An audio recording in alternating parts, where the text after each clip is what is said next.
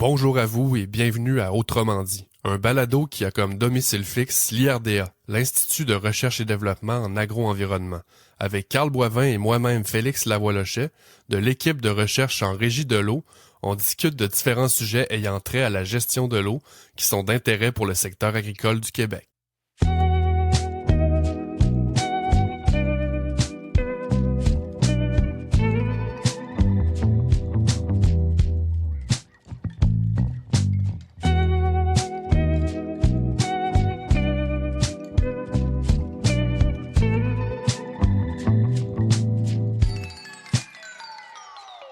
Bonjour tout le monde, bienvenue à Autrement dit. Le thème du jour s'inspire de la saison agricole 2025, soit un début marqué par des surplus d'eau, suivi d'une période où c'est plutôt le manque d'eau qui a causé des problèmes. Donc, pour alimenter cette discussion, je serai en compagnie de mon collègue Carl Boivin et aussi d'Hélène Bernard, qui est ingénieure et conseillère en agro-environnement au MAPAC, à la direction régionale de la Mauricie.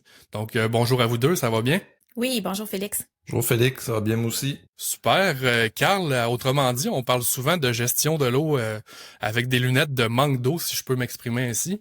C'est pas que les surplus sont moins importants, mais bon, on peut pas être bon dans tout. C'est d'ailleurs pour ça là, qu'on aime recevoir des invités. Ben effectivement, Félix, quand on parle d'infrastructure ou d'équipement, puis que la culture est déjà en place, ben c'est généralement le plus facile d'ajouter un système d'irrigation que de corriger là, un problème de surplus d'eau avec du drainage, par exemple, là, surtout avec des cultures pérennes. Mais je suis pas en train de dire là, qu'avec l'irrigation, on n'a pas besoin de réfléchir là, au moment de l'implantation. Par exemple, si on a un site qui est un petit peu plus à risque, là, disons avec du sable, puis une culture pérenne, ben c'est mieux d'évaluer notre besoin en eau avant d'implanter la culture, puis aussi de valider là, si l'approvisionnement en eau disponible là, peut répondre à ce besoin-là. Avant de creuser davantage le sujet, comme c'est ta première collaboration au podcast, Hélène, je t'inviterai à te présenter si tu veux bien. Oui, merci beaucoup de l'invitation. Je suis vraiment contente d'être avec vous aujourd'hui, les gars. J'ai écouté plusieurs fois vos balados, puis c'est vraiment un honneur pour moi de participer aujourd'hui. Donc, je me présente. Je suis conseillère en agro-environnement au MAPAC de la Mauricie à Trois-Rivières. J'ai fait un bac en génie agro-environnemental. J'ai terminé à l'Université Laval en 2003. Puis après ça, j'ai travaillé au MAPAC à Sainte-Marie-de-Beauce pour la région de Chaudière-Appalaches de 2003 à 2010. Puis après ça, j'ai eu l'occasion de revenir dans ma région. Ça fait que j'ai quitté la Beauce pour m'occuper plus de gestion de l'eau en Mauricie. Puis c'est ça, là, avec les événements climatiques extrêmes qu'on vit ces dernières années, ben ce sujet-là est au cœur des préoccupations, autant pour les producteurs que leurs conseillers. Parlons-en justement, Hélène, quand tu accompagnes des entreprises là en démarrage, c'est quoi les problèmes d'eau, si on peut dire, que tu vois le plus souvent ou qui sont le plus souvent sous-estimés par les producteurs? Les entreprises en démarrage, ils ont énormément de choses à penser et à prévoir. Puis souvent, il y a des éléments qui les intéressent comme un petit peu plus que la gestion de l'eau à la base. Ils ont le goût de parler de cultivars, de mise en marché, des parcelles, de leur dimension, pour que ça soit pratique. Ils parlent de fertilisation, de préparation de champs et tout ça. Puis c'est bien correct, là, ils ont un plan d'affaires, puis qu'ils doivent monter, puis il faut qu'ils prévoient plein de choses. La gestion de l'eau va avoir beaucoup d'influence sur la santé du sol et du même coup sur les rendements futurs. C'est la fondation pour que ça se passe bien. Au final, on n'a pas d'agrément quand c'est la flotte, qu'on peut pas entrer dans le champ sans compacter, quand les racines des plants sont sous-développées parce que la nappe est trop haute, quand nos plants sont malades parce qu'ils ont trop les racines dans l'eau. Puis l'inverse est aussi vrai, 3 semaines sans pluie durant l'été, on a tous déjà vécu ça. C'est stressant de voir toute sa culture souffrir de manque d'eau si on n'a pas ou mal prévu l'irrigation. Donc, quand on démarre, qu'on ouvre une nouvelle parcelle, qu'on cultive un nouveau champ, il faut absolument faire un bon diagnostic de gestion de l'eau. Ce que je constate, c'est que les gens, autant les conseillers que les producteurs, sont contents quand je viens les aider à cibler les actions puis les travaux prioritaires. OK. Est-ce que les producteurs là, pensent spontanément au surplus d'eau ou surtout au manque? Ça dépend. Évidemment, en horticulture, tout ce qui est petits fruits, légumes, les gens pensent maintenant presque spontanément à l'irrigation. Tandis que pour détecter des enjeux de surplus d'eau, c'est plus subtil. Il faut regarder des cartes, il faut faire des profils de sol, marcher dans les champs. Il faut aller voir. Maintenant, Hélène, laissons aller un peu notre imagination, puis je te propose de faire l'analyse d'un dossier fictif là, d'une entreprise qui souhaite implanter des arbustes fruitiers, disons.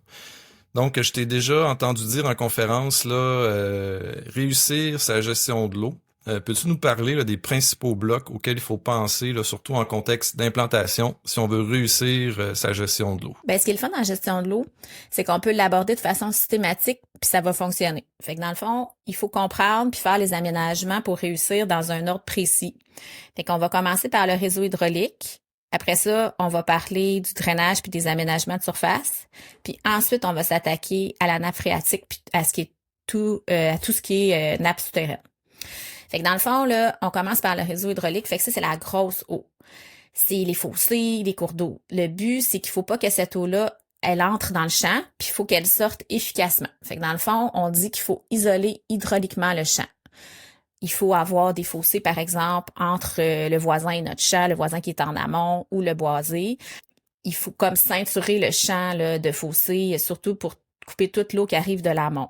Après ça, ben, il faut comprendre notre champ, il se trouve où par rapport au bassin versant.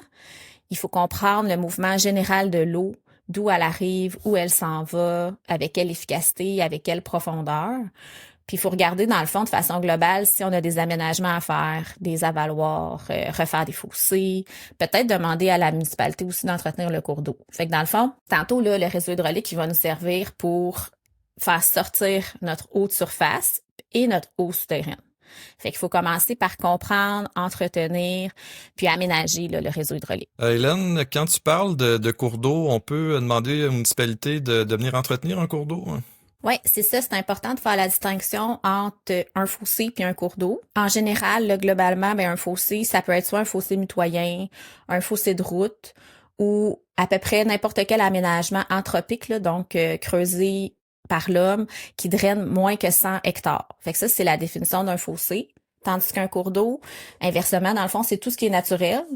Fait que ça peut inclure beaucoup d'écoulements. Puis c'est aussi ce qui est anthropique, mais qui draine plus de 100 hectares. Puis il y a certains cours d'eau qui ont des noms puis qui ont des règlements dessus là, depuis les années 70-80.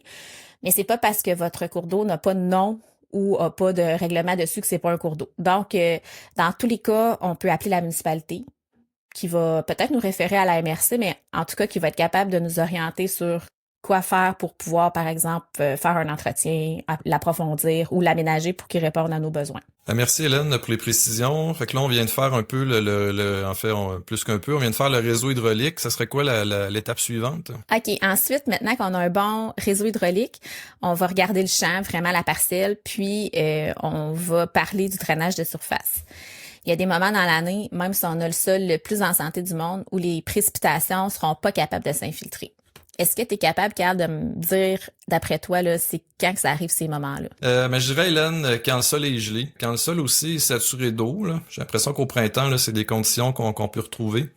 Puis comme cet été, on a vu ce printemps, on espère du moins que ces conditions saturées-là se représentent pas trop souvent au courant de l'été. Puis je dirais aussi, dans certains types de sols, des fois, l'intensité de la pluie peut peut-être dépasser là, la capacité d'infiltration du sol, mais on le voit aussi avec certains systèmes d'irrigation. Là, des fois, quand là, on amène trop d'eau dans pas assez de temps, ben finalement, cette eau-là va s'accumuler en surface là, parce que finalement, le sol est soit saturé ou est pas capable de prendre cette eau-là là, à la vitesse qui permettrait là, d'éviter pas d'infiltration, mais d'éviter le ruissellement. Ben c'est ça, exact. Dans le fond, il y a des moments dans l'année, malgré tous nos efforts, puis toute notre bonne volonté, où il va en avoir du ruissellement. Fait que dans le fond, tant qu'à faire un aménagement, aussi bien le prévoir.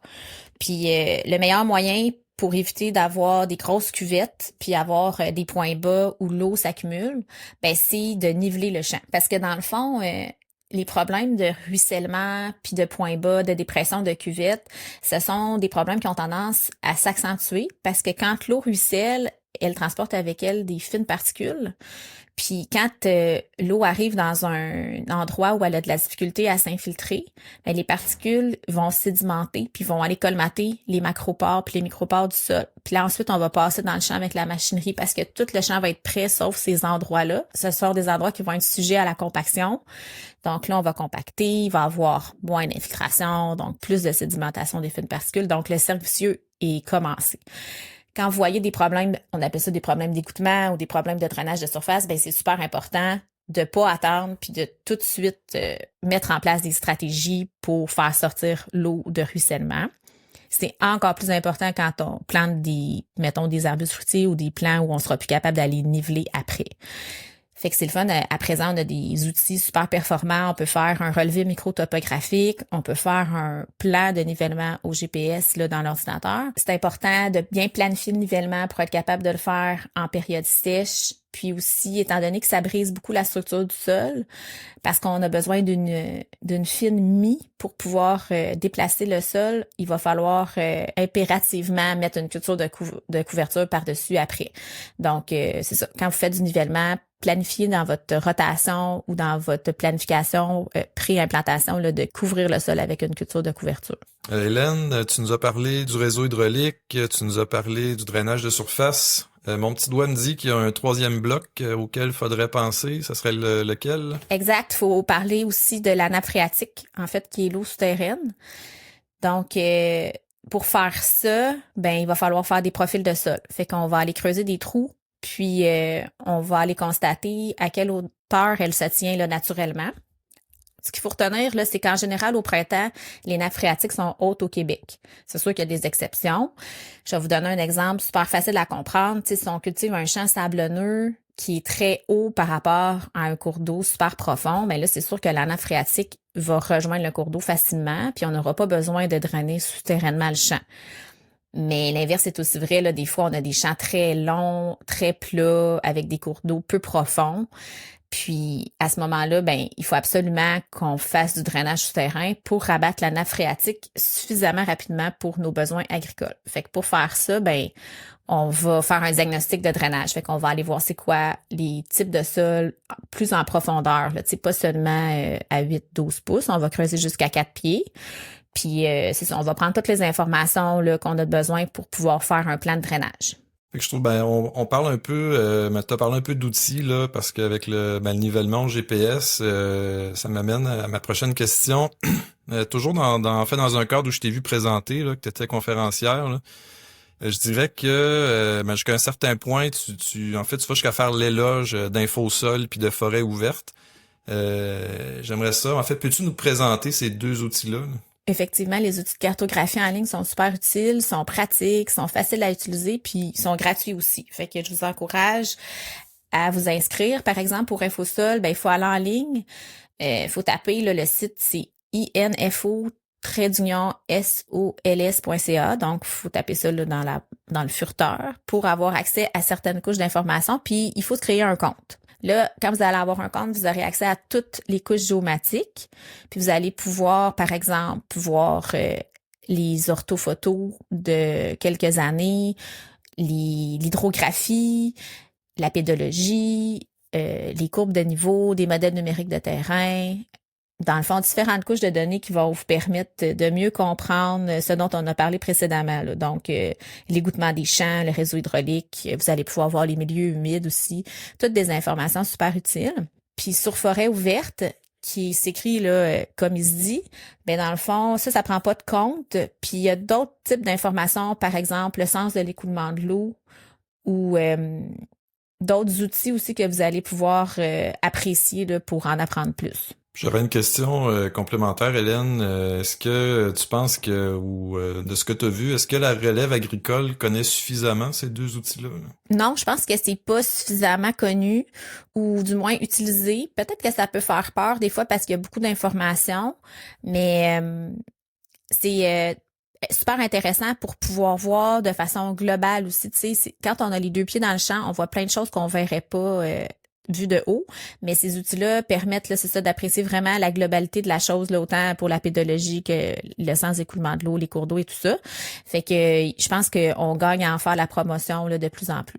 Puis je voulais vous dire un petit quelque chose aussi sur les données d'élévation. Ça vient des données LIDAR. Fait que c'est un avion qui passe puis qui envoie un faisceau lumineux puis qui calcule le temps de retour là, de son faisceau. Donc, avec ça, il est capable d'avoir l'élévation du sol. Puis en tout cas, l'élévation de la végétation aussi, là, dans ce cas-ci, ça nous intéresse pas, mais donc l'élévation du sol. Puis ces données-là, à présent, il y en a pour tout le Québec agricole. C'est disponible autant sur Infosol que sur Forêt ouverte. Sur Forêt ouverte, vous pouvez télécharger la donnée pour pouvoir l'utiliser, par exemple, là, sur un autre outil comme QGIS et tout ça. Puis, il y a beaucoup de données, pas de données, mais d'informations qui découlent des données LIDAR. Donc, quand vous regardez, par exemple, les courbes de niveau, l'écoulement de l'eau, les cuvettes et tout ça, ben, je vous suggère d'aller vous informer sur à quelle date a été pris le relevé LIDAR, parce que dans le fond, des fois, ça fait quelques années, puis c'est plus ou moins à jour. Mais l'inverse est aussi vrai, là, des fois, c'est des relevés qui ont été faits dernièrement, puis vous pouvez vous y fier là, avec confiance parce que c'est des données qui sont quand même justes, là. Nous, à l'IRDA, on parle souvent de déficit hydrique, mais si les racines là, sont pas bien implantées au départ, ben, l'irrigation, ben, ça réglera pas tout. Un système racinaire mal développé, ben, c'est une culture qui souffre plus vite en période sèche, même avec de l'irrigation d'ailleurs. Je crois que c'est un message que tu partages aux entreprises, Hélène, soit de travailler sur la santé des sols pour mieux conserver l'eau dans celui-ci, puis ultimement, augmenter l'autonomie en eau de la culture, ou autrement dit, donner à la culture des moyens de se débrouiller plus longtemps avant la prochaine pluie. Oui, effectivement, je me fais souvent demander pourquoi on travaille pour retirer le surplus d'eau. Alors qu'après, ben, il faut payer pour installer un système d'irrigation, puis prélever de l'eau, puis en ajouter en irriguant. Ça semble contre-intuitif là, dans l'absolu, mais dans les faits, la synchronicité des surplus puis des manques d'eau est vraiment pas bonne là, dans le temps puis dans l'espace. Fait que je m'explique un peu, là. C'est vrai que c'est dommage, tu sais, les surplus d'eau, ils surviennent en général au printemps, alors que les besoins en eau de la plante sont comblés puis qu'elle est plutôt en train de se noyer, là, parce que elle est pas en pleine croissance, elle se réveille. Tu sais, printemps, je parle du printemps tôt, quand la neige a fondu puis que le sol est saturé. Puis pour ceux qui font des semis, ben quand on sème des petites graines, ben dans le fond, on veut une pluie qui mouille le dessus du sol puis les semences pour qu'elles germent. Tu sais, on veut pas nécessairement une nappe d'eau à 18 pouces de profondeur qui va de toute façon pas rendre service là, à notre germination. Puis là, ben si notre nappe d'eau est proche puis qu'on passe dans le champ avec la machinerie, ben tu sais, c'est sûr qu'on risque plus de compacter en roulant dans le champ. Puis là, on va brimer l'aération du champ. Puis concernant les manques d'eau, ils arrivent plus tard en saison alors que les nappes phréatiques se sont rabattues. Fait que dans le fond, le secret de la réussite, c'est de s'assurer qu'il y a beaucoup de macropores puis de micropores dans le sol. Fait qu'il faut que l'eau de gravité puisse s'évacuer efficacement, puis il faut que l'eau utile reste là pour les plantes. On veut aussi que les racines soient profondes, dans le fond, que l'architecture racinaire de chaque plante soit à son maximum de développement pour qu'il explore une grande matrice de sol, puis donc une grande matrice d'eau utile.